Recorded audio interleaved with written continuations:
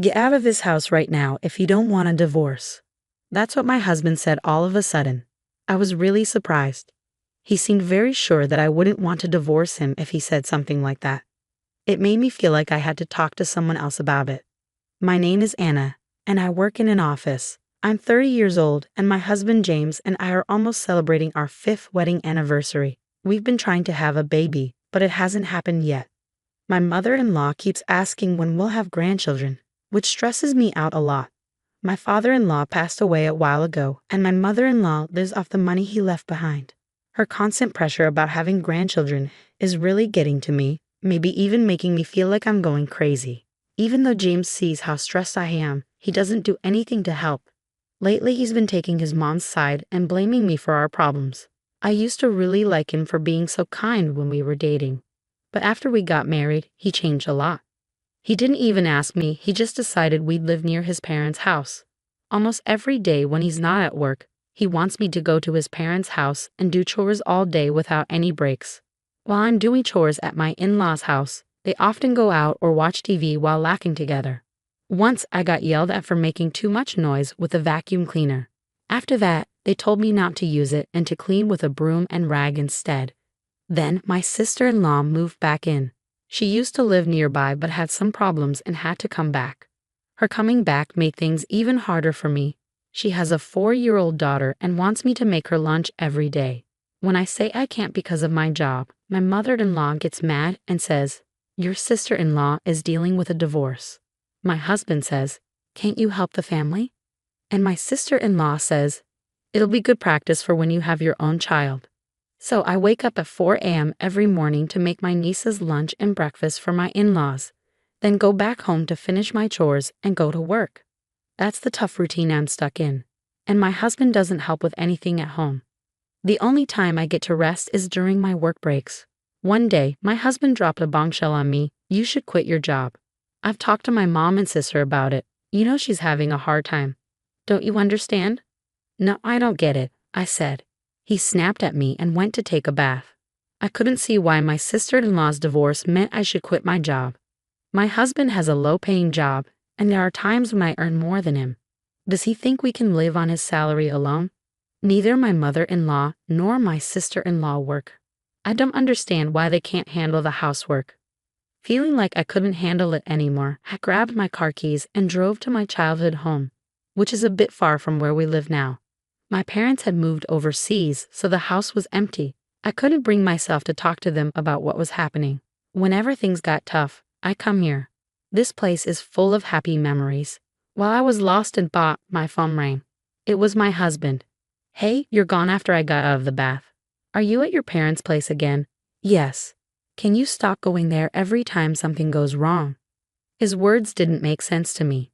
"I'll be working from here for a while, and no, I won't go to your parents' house either. Just come back home now." Feeling defeated, I went back home. Later, I quit my job in the fashion industry. My coworkers thought I might be pregnant, but they didn't know what was really going on. I never had any free time. I had to manage the household all day long. Even when I got sick with a bad cold and high fever, no one seemed to care. I felt like I was just a servant in this house, to be honest. But one day, something surprising happened. Can you guess what? My sister-in-law was getting married again, and her fiancé was a big-shot executive at a major company, making a lot of money. It was quite unexpected. My sister-in-law isn't exactly what you call beautiful, and her personality isn't the best. But hey, everyone has different tastes, and there are all kinds of people out there. The whole family was excited, talking about how she was marrying into wealth. My sister-in-law, all proud, showed me a photo of the guy. Him. As I looked at the photo, my husband said something unbelievable. "Because of this, Anna, your parents' house will become my sister's family place." Hold on. That house was left to me by my parents. It's not up to you to decide. The whole family has decided. You, who depends on my money, don't get a say in this. Was the person in front of me really my husband? That house was meant for me by my father, a place for me and my future children. James should know this. Why is he being so selfish? My heart couldn't take it anymore. And to make things worse, my mother-in-law said, "You can't even give us a grandchild. Can't you do something useful around the house for once?" There was no one supporting me in this house. I hurriedly packed a few things and went to my parents' house, making a firm decision. I wasn't going back. A few days later, with no calls from my husband, I thought maybe he'd changed his mind. Then the doorbell rang suddenly. It was my husband and sister-in-law. "What are you doing here?" I asked. "We thought we'd take a look around," my sister-in-law said, pushing past me despite my protests. They ignored me, wandering through the house as if I wasn't there. "This house is pretty nice," my sister-in-law said. "Good for you, Anna. When are you moving out?" My husband asked, unchanged. "My sister's wedding is coming up soon. Get it together." As I stayed quiet, my husband added, "If you don't want a divorce, leave now." My husband was sure I wouldn't divorce him, smiling alongside my sister-in-law. "Got it." Once I confirmed, my husband seemed pleased, saying it's all he wanted to hear. They're planning a family-only trip under the guise of celebrating my sister-in-law's wedding starting tomorrow. Obviously, I'm not invited. My husband told me to pack up and leave by the time they get back. Then they left, looking excited. I allowed myself a small bitter smile. 2 weeks later, the day for my in-laws to return arrived. My phone had been ringing nonstop since morning. It was my husband, along with calls from my mother-in-law and sister-in-law. Unable to ignore it any longer, I answered. "Hey, Anna. Where are you?" "I'm at home," I replied. "Liar. You're not at the apartment or your parents' place. And what's this about a for sale sign on the family house?" "Yeah, I put it up for sale." "What? Why?" "Well, after you all laughed, I thought about it. The house you're in now just seems so dirty. I like things to be clean. I'm divorcing you."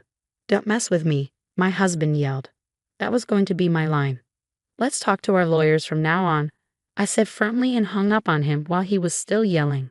On the day my husband and sister-in-law returned, I had already contacted a friend of my father's who runs a real estate company. I didn't know much about selling houses, but he kindly guided me, and we made a pretty good deal. By the way, the apartment we were living in was in my name, since my husband couldn't pass the screening process. Since I had no intention of staying there anymore, I canceled the lease while they were away and sent all of my husband's belongings to his parents' house, with them paying for delivery. Even after that, I kept getting calls from my in-laws, which I completely ignored. I recorded all the awful messages they left on my voicemail.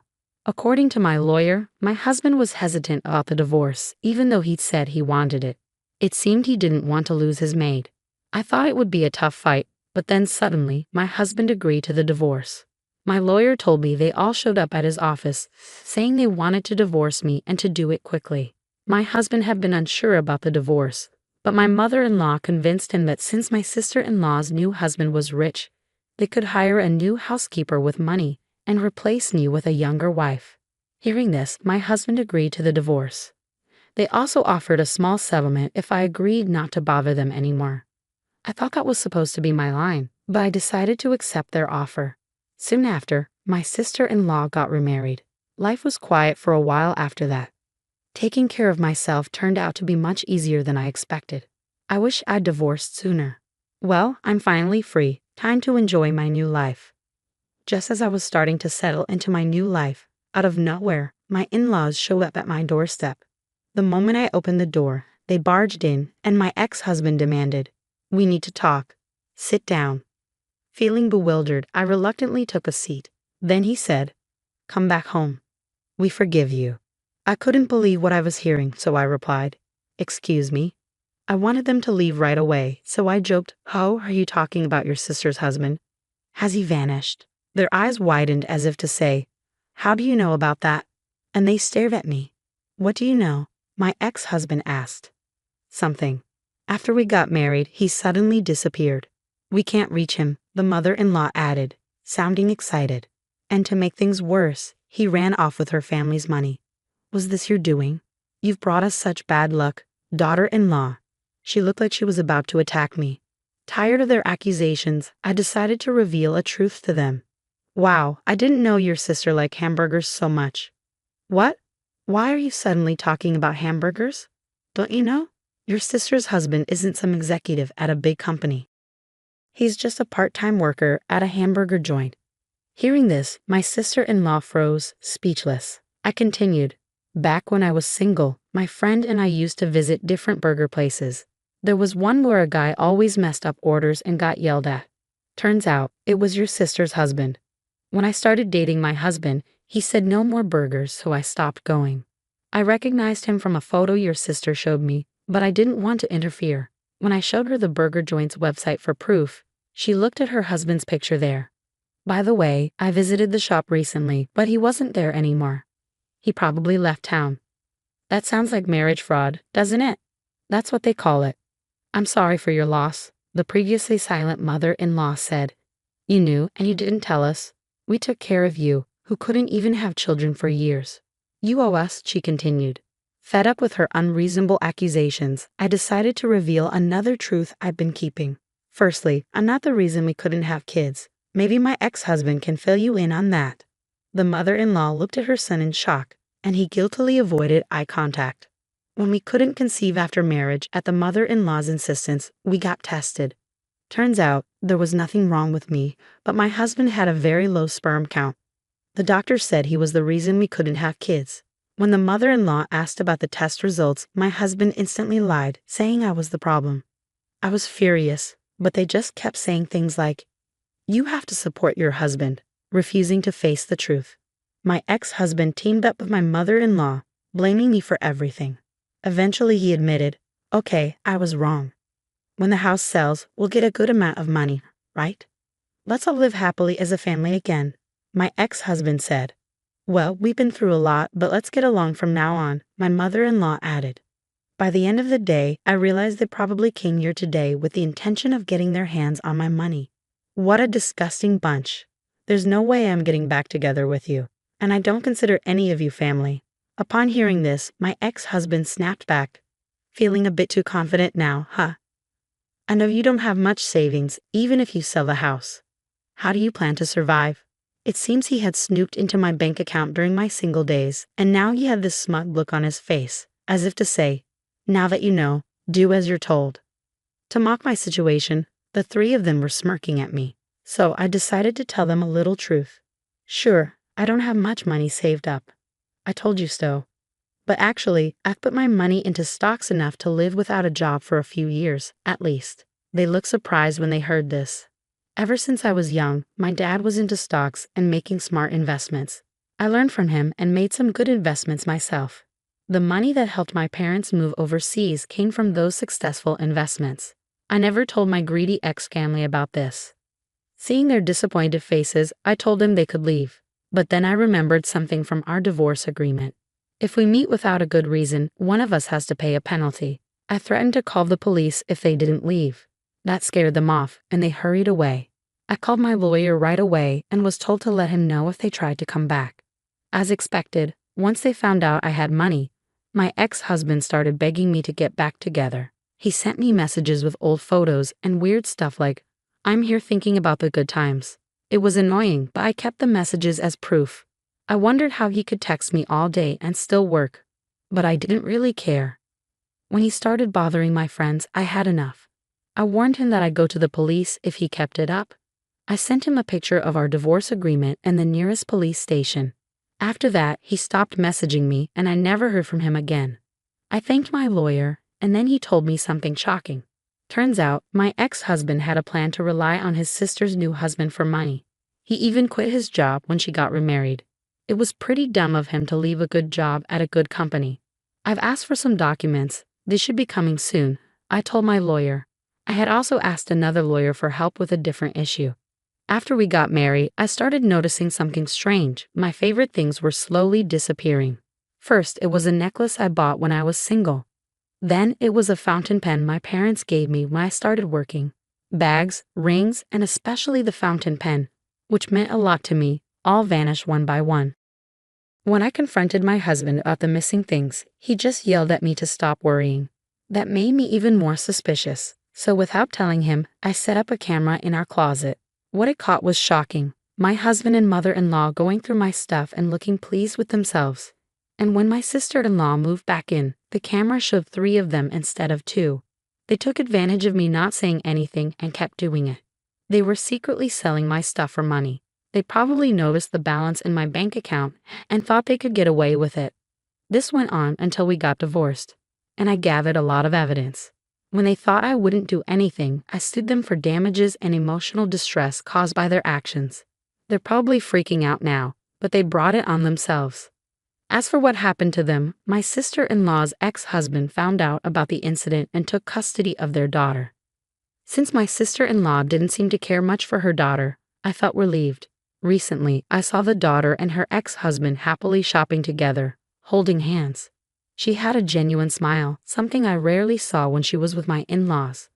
The three of them, who wanted to live comfortably, tried to get welfare, but they were denied because they were healthy and didn't qualify. My husband, too proud to find another job, ended up begging his old workplace for his job back. But they were glad he had quit and called the police when he wouldn't leave. Now he has to take day labor jobs to make ends meet. My mother-in-law and sister-in-law had to pay me compensation, so they both started working part-time at a nearby supermarket. But since they weren't used to working, they struggled with their new jobs. Interestingly, ever since they started working there, the supermarket's sales have dropped significantly. They've earned themselves a nickname, the plague-bringing mother and daughter. By the way, that hidden camera from my marriage is still around. Turns out, they were renting the house they lived in, not owning it like I thought. When they couldn't afford the rent, they moved to a rundown apartment that's known for being pretty bad. They're barely making ends meet, and it seems like they're always arguing. The other day, the police had to come because their fights were so loud. As for me, thanks to their help, I sold the house and used the money to start a new clothing company with a colleague from my old job. Lately, we've been getting more customers and even getting featured in magazines and on TV. Being able to do the work I love again is the best thing ever. Oh, and there's more good news. I met a man through work, and we're getting married. His family is really nice to me, and they've treated me like one of their own. Plus, we're expecting a baby, and I can't wait to be a mom. Right now, I'm the happiest I've ever been in my life.